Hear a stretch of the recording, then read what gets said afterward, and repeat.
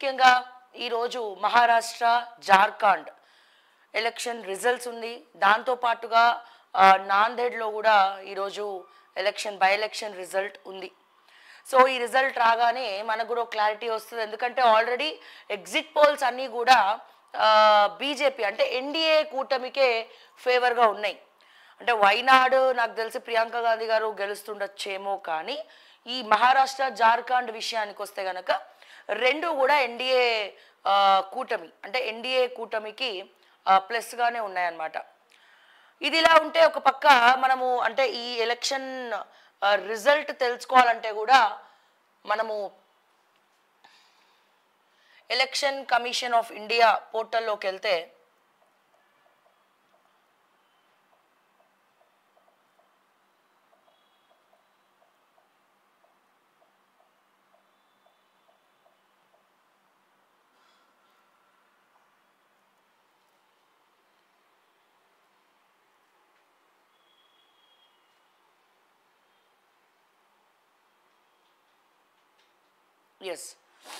Election commission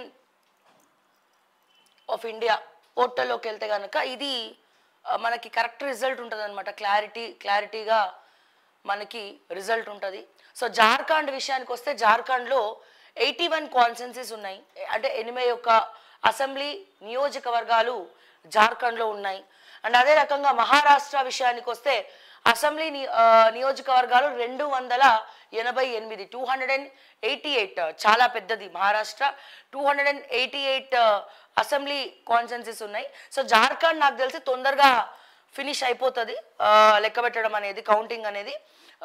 ఈ మహారాష్ట్ర మాత్రం time పడుతుంది. బట్ అయినప్పటికీ కూడా మీరు చూస్తే 288 కాన్స్టిట్యున్సీస్లో as of now counting start అయింది మార్నింగ్ 8 o'clockకి, అంటే ఇందాక జస్ట్ బిఫోర్. సో 8 నుంచి ఈవినింగ్ 6 వరకు కూడా ఈ కౌంటింగ్ అనేది కొనసాగుతూ ఉంది. ఈ క్రమంలో మీరు ఇక్కడ చూసుకోవచ్చు, ఇప్పటి వరకు కౌంటింగ్ అయిన పార్టీస్లో SHS 2 seats అంటే లీడింగ్లో ఉంది. 2 seats లీడింగ్లో ఉందని చెప్తున్నారు. ఎన్సిపి 1 లీడింగ్లో ఉంది. అండ్ అలాగే బీజేపీ కూడా 1 లీడింగ్లో ఉంది. సో ఇక్కడ చూస్తే క్లియర్గా మనకు పార్టీ వైజ్ రిజల్ట్స్ చూసినట్టయితే యాజ్ ఆఫ్ నౌ SHS అంటే శివసేన లీడింగ్ 2లో ఉంది. శివసేన సో 2 లీడింగ్లో ఉంది. నేషనల్ కాంగ్రెస్ పార్టీ ఎన్సిపి 1లో ఉంది. భారతీయ జనతా పార్టీ 1లో ఉంది. టోటల్గా 4 నియోజకవర్గాలు అవుట్ ఆఫ్ 288 కాన్స్టిట్యున్సీస్లో అంటే 288 నియోజకవర్గాల్లో ఇప్పటి వరకు మనకి 4 కౌంటింగ్ కొంచెం దగ్గరలో ఉన్నాయి. సో ఈ 4 కూడా ఇంకా ఫైనల్ రిజల్ట్ రాలేదు, కాకపోతే లీడింగ్ చూపిస్తున్నారు అనమాట.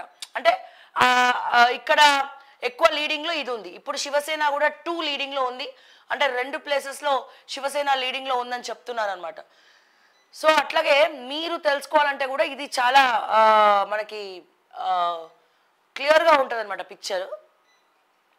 ఏది ఎలక్షన్ కమిషన్ ఆఫ్ ఇండియా పోర్టల్లోకి వెళ్తే మనకి మంచి ఎప్పటికప్పుడు ఇక్కడ అప్డేట్స్ ఇస్తారు కాబట్టి రిజల్ట్స్ కూడా చాలా క్లియర్గా ఉంటాయి. అండ్ అదే ఒకసారి జార్ఖండ్ చూద్దాం. జార్ఖండ్ పరిస్థితి ఏంది యాజ్ ఆఫ్ నౌ, జార్ఖండ్ పరిస్థితి ఏందనేది ఒకసారి మనం చూద్దాము. సో ఈ డీటెయిల్స్ ఇంకా మెన్షన్ చేయలేదు జార్ఖండ్లో.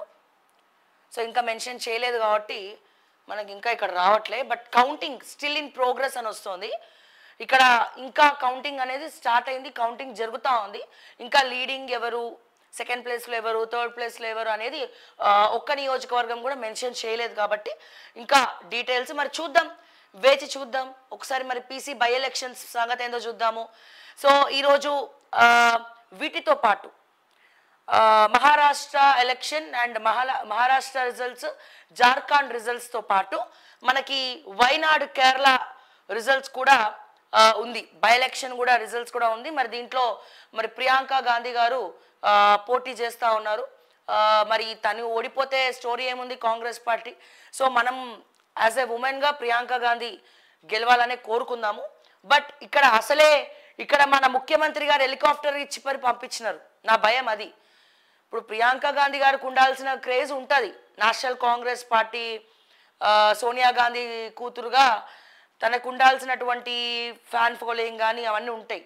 కానీ ఇక్కడ మన తెలంగాణలో ముఖ్యమంత్రి గారు వాడుతున్నటువంటి హెలికాప్టర్ని వైనాడ్ ఎలక్షన్స్కి పంపించినారు. నాకు అందుకే అక్కడ కొద్దిగా భయం అవుతా ఉంది. ఇక్కడ హెలికాప్టర్ అక్కడికి పోయి ప్రచారం చేసింది కదా, అది కూడా రేవంత్ రెడ్డి గారి ముఖ్యమంత్రి గారి హెలికాప్టర్ అని చెప్పి జర అటు ఇటు నారాజ్ అవుతా ఉన్నా. బట్ ఎనీవేస్ ప్రియాంక గాంధీ కూడా గెలవాలని కోరుకుందాం, చూద్దాం ఏమవుతుంది. మరి కేరళ కూడా కౌంటింగ్ ఇంకా బై ఎలక్షన్ నాందేడ్లో అండ్ ఇక్కడ వైనాడ్లో కూడా ప్రోగ్రెస్లో ఉంది.